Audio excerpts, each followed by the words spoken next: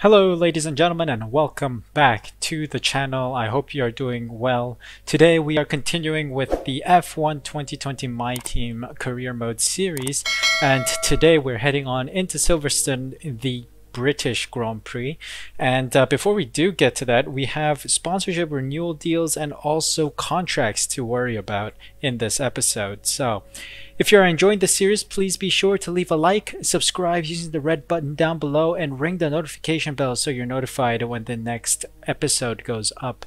There are also other types of gaming videos on my channel, so if you enjoy this or that or any of the videos on my channel, please be sure to subscribe and be notified when the next video goes live on my channel. So now let's head on into our sponsorship renewal deals. Let's get a different sponsor and see if there's anything more lucrative than what we have so far. So for our first sponsor here, I'm debating between Paynite or DSB Optics because top 10 finish might be possible, but also a top 12 finish might also be possible.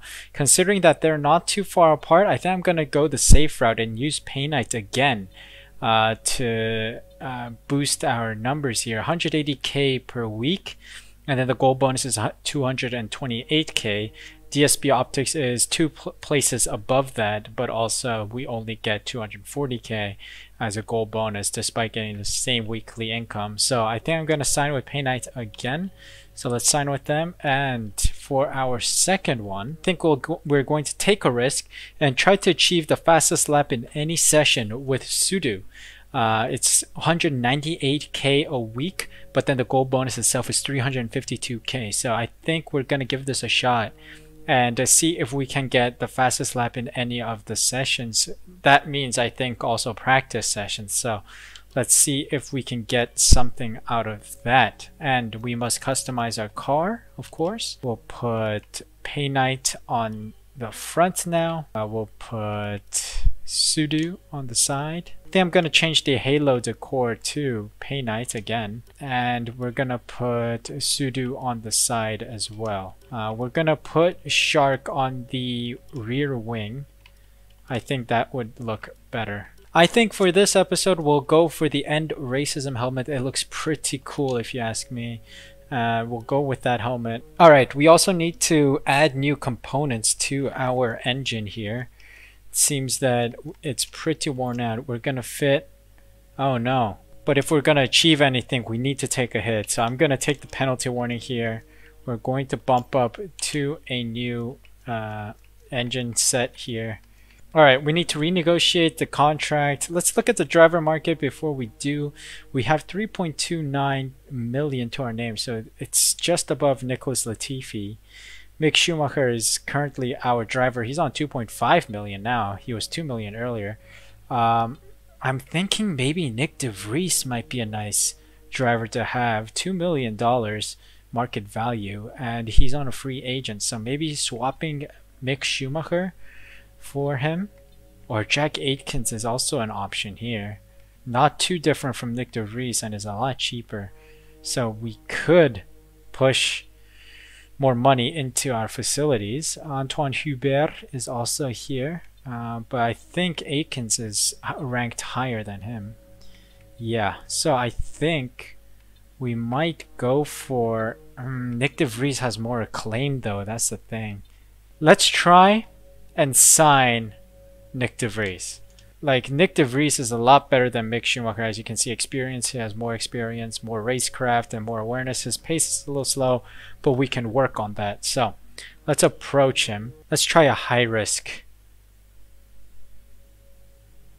Let's try a high risk deal. Declined. Okay. Darn it. He declined our deal. Then next up would be Jack Aitken. I think we'll give him a shot. Let's try and approach Jack Aitken and see if he's willing to accept a high-risk deal. Let's try a medium-risk deal with Jack Aitkens. I think we signed him because I just got an achievement on the bottom here. Nice. We have signed Jack Aitkens. Goodbye, Mick Schumacher. You've been a great teammate, but we need to aim for higher things. So Jack Aitkens is now on our team. Jack Aitkens is now on our team. Sue Motorsports has acquired him for 147 days. So I know we were expecting some Dang it. developments to come through, but some of them have failed the quality control. Make sure you indicate what you'd like redeveloped via the R&D screen. So we're missing out on upgrades here, man. Seriously, we have failed upgrades. We need more resource points for these, but dang it. Well, let's restart this one. 262 resource points anyway, so we might as well do that. And then this major upgrade, which is expected to arrive before the next Grand Prix, is has failed. So we need more resource points, so let's hope we get some soon. Let's head on into the Invitational though, where we'll get acclaim and money, so that'll be helpful. We're going to Suzuka International Racing Course in Japan, which I think is the place of the Japanese Grand Prix, so it's a good practice run to prepare for that. So let's head on into that. Alright, here we are. Time Attack, the 1988 McLaren MP4/4, the Japanese Grand Prix course, and 3-lap mid-limit.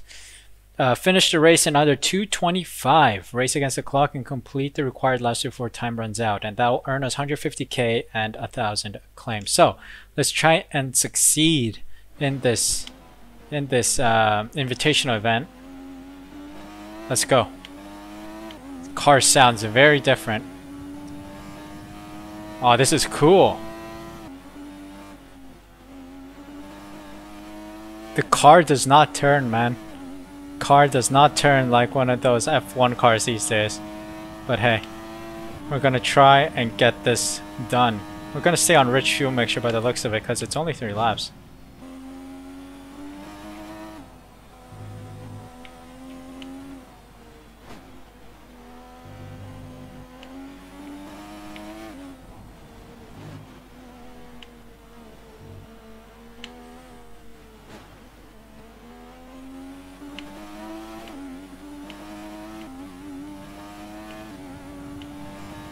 Come on, last lap.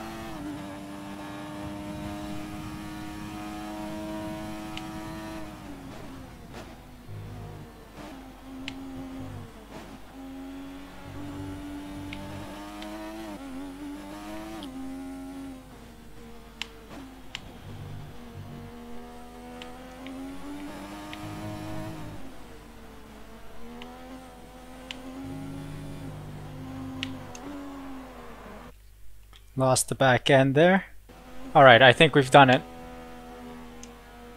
Oh, we're low on fuel. Can we cross the line in time? 11, 10, there we go, we did. We ran out of fuel in the last bit, but we passed the Time Attack invitational event, so that's 150k and 1,000 acclaim to our name. It's good. Alright, so we are making good money. We're almost at $2 million. Let's see if there's anything we can upgrade with this funding. We can upgrade our fitness center. Why not?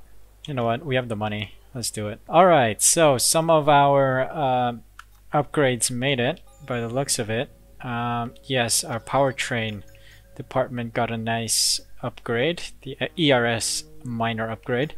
We still need to build some resource points for this one. To restart it, we need 562. And then we also got this major upgrade in our aero department, which leads us to a diffuser, refined strake positions, rear downforce upgrade. But we'll work on some minors here, and the major aerodynamics we can sort in a bit. But anyway, there's nothing else that I need to talk about. I think we're good. We're heading on into Silverstone. Let's go. Alright, welcome to Silverstone, and here is the car setup for the British Grand Prix. I got this again from a website slash forum, and the person said this was a stunning setup that really worked for them. So I'm hoping this works for us. Please leave a comment down below, as always, if you think this setup is good or not. Let me know what you would change and what you would expect from a Silverstone setup. So without further ado, I'm going to go into the practice sessions. You'll see some highlights, and I'll see you when we get ready to qualify. Alright, I give up on these practice sessions. I got all of what I need. I give up on this too. Car setup. I think it's easy to do, but just bun it. I could only get green for qualifying pace and green for tire management, whatever. Everything else is purple. So I'm going to fast forward time to the qualifying session. This is P3 anyway, so here we are at the end of practice. It's time to remind ourselves of our top three, who are Hamilton, Bottas and Max Verstappen. And that's it, practice is officially over. Until next time, goodbye. Alright, so after practice, we got 540 resource points and Jack got us 190, I think, and now we're up to 994. I think that's enough to restart some of the upgrades that failed, so we'll get to that in a bit. We're level 10 Acclaim, almost reaching 11, maybe soon. Alright, so we're back on the R&D tree. I think we're going to restart this major chassis department upgrade here. Let's look at our R&D progress history. We're still second from the bottom despite being at Silverstone. This is not looking good for us. We hope that those R&D elements here that you see on screen come through for the next Grand Prix. Here we go into qualifying. Let's see what we can do.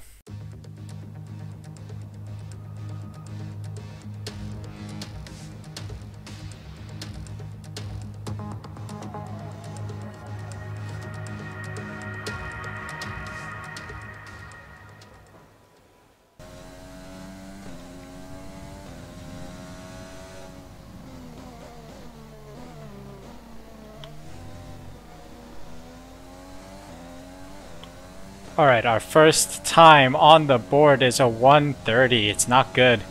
It's P6 right now, bottom of the table. We're gonna try and push for another lap here.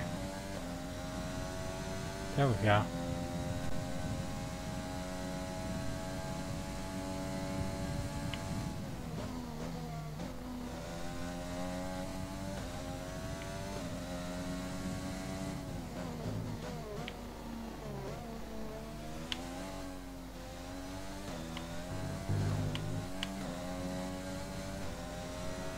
Alright, it's P10. Not that bad, not too good either. So, turn to the garage, fit some new tires. Let's see if anything can change in the meantime. Let's look at our session. We're P16.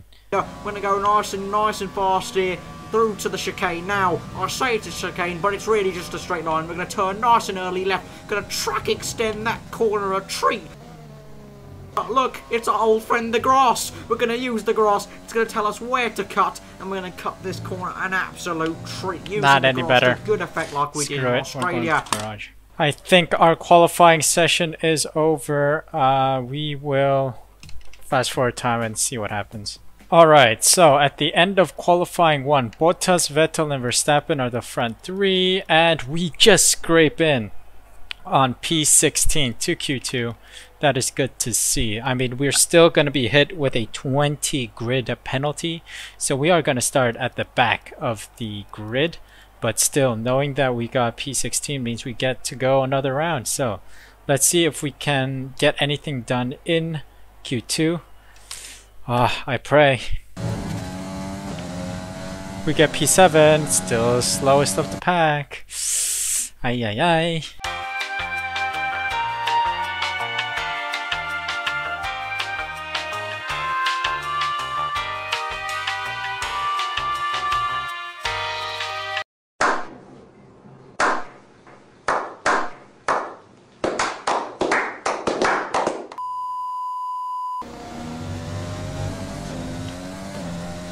Alright, we're not improving on our time. It's all gone to crap.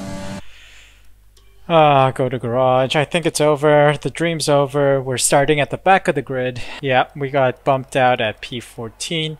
Alright, so Sebastian Vettel gets ahead of us in our rivalry. Still in the lead. We are still in the lead after last episode.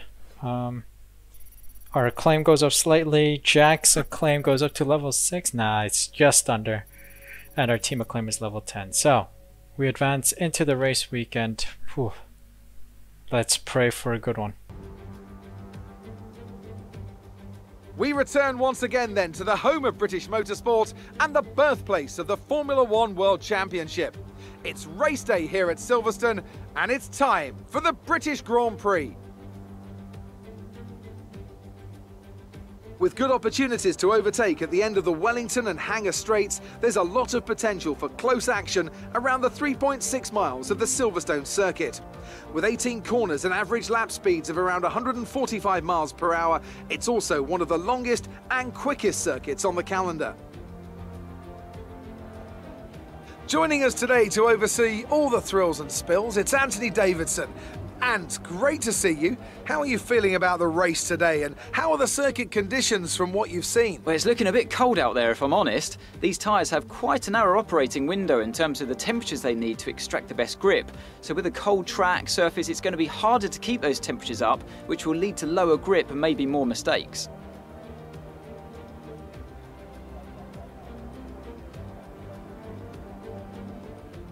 It's time to see how our drivers are stacking up after yesterday's exciting qualifying session. Lewis Hamilton lines up on pole position, and it's Valtteri Bottas that completes the front row. Considering the rest of the grid, we have Verstappen, Leclerc, Lando Norris, and Ricciardo, Stroll, Perez, Sainz, and Kevin Magnussen. Gasly, Ocon, Sebastian Vettel, and Grosjean. Albon, they've taken a grid penalty. Raikkonen, George Russell, and Jack Aitken. Kvyat, Latifi, Giovinazzi, and the rookie.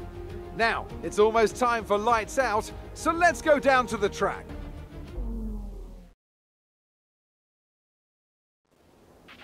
Now that we've got some points on the board, let's continue this form and aim for another top 10 finish.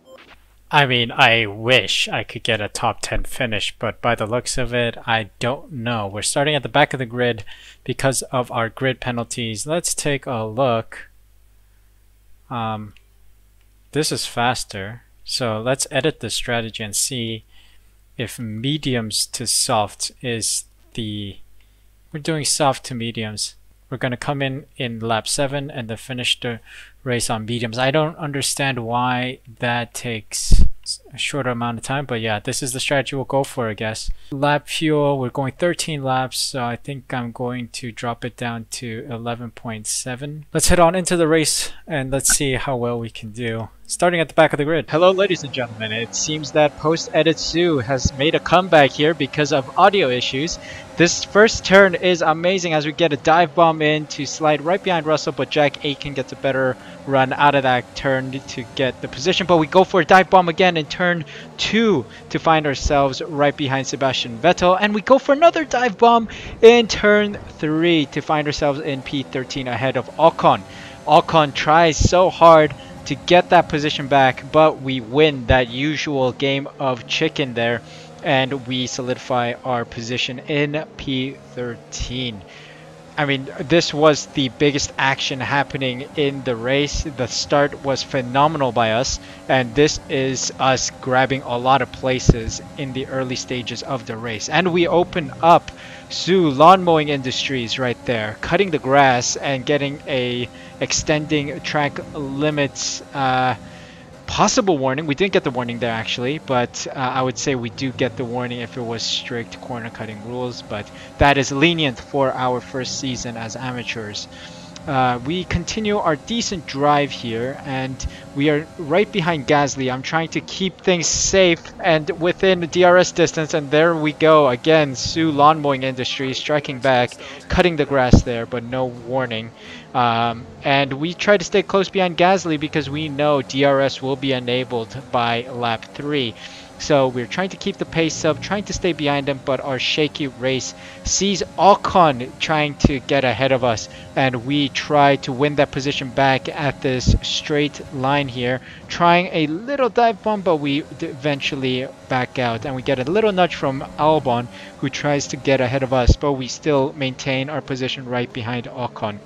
Ocon is solidifying his position there, so we decide to back off a little and hope for some DRS, but no avail there. Ocon still ahead of us. We're still within distance, and we see a bunch of cars pitting in lap 6. Now, We are wondering if this is because of tire changes, the usual strategy, or if it's because of the rain that you see on the camera. The droplets of rain are starting to get bigger and heavier, so I'm wondering if there will be a wet stint towards the end of the race. Anyway, we are still trying to maintain our distance against Ocon when Raikkonen out of nowhere comes from behind and tries to overtake us. We tried to overtake him here, but we back out in the fear of losing our front wing, which we do not want to do, and extend our pit stop time. Speaking of which, here we go into the pit for our usual pit stop. The rain isn't all too bad, and Jeff is telling us that medium compound tires are still the better option, aka dry compounds are still faster than the intermediates or wets, so I decide on the medium compound of tire. Our ICE is looking ropey during this race as well, despite changing a couple of the elements. We didn't change the whole engine, so some of the other parts are looking worn, which is a bad sign. 2.3 seconds from the pit crew, which is average, not the fastest, but we still make it ahead of Russell, I believe, who's behind us in the pit stop. And then here we go, racing again right behind Sebastian Vettel as we exit the pit stop. And we tried to do a dive bomb, but now we back out again in the worry of losing our wing, which is not optimal at this stage of the race. And we continue our good drive. So behind Ocon now, where Sebastian Vettel overtook him. So here we go, trying to push closer to Ocon, praying for DRS. But if you look, we are pretty much in open air right now. Ocon ahead of us, Aken behind us. And yeah, 2.5 seconds is going to be hard to catch with 3 laps remaining in the Grand Prix. Aken does look like he is catching us, and it is true that Aken is catching us, because as we drive, we notice the delta to Aken is dropping significantly. It's been 1 lap and he's now down to 2.5 seconds delta, and it's not looking good for us. We are making some huge mistakes on the turns here, so we are hoping that we can maintain it. Now we see Aken is only 1 second behind us, and it looks bad for us. Penultimate lap, and we are trying to push as hard as we can. I was saving ERS for later towards the end of the race so that I can deploy it for really a long time. That's my goal. And here we go, deploying our ERS, because I see that Aken is actually less than a second behind us. Now he's really behind us, literally reaching almost 1/10 behind us at some point in the lap. Final lap approaches, lap 13, and Aken tries a dive bomb against us, overtakes us, but we know we can outbrake him here, and we win this game of chicken as we overtake Aken and secure our position back in P14. Making this turn nicely, and we punch the ERS, trying to punch our car to the limit so that we can stay ahead. Of course, our fuel is not looking good, so we maintain our standard fuel mixture, but oh my goodness, we get absolutely taken out there. And we take a look back at what happened, and it seems that we got a decent run out of the turn, but then we move into the racing line of Aken, and our wheels lock up and we get launched into Kvyat, and then all disaster breaks loose. And here we are flashing back and then running the rest of the race, and we eventually make it to the final turns in P16, is it? Yeah, P16, and we cross the line at P16. Okay, pick up rubber and bring it home.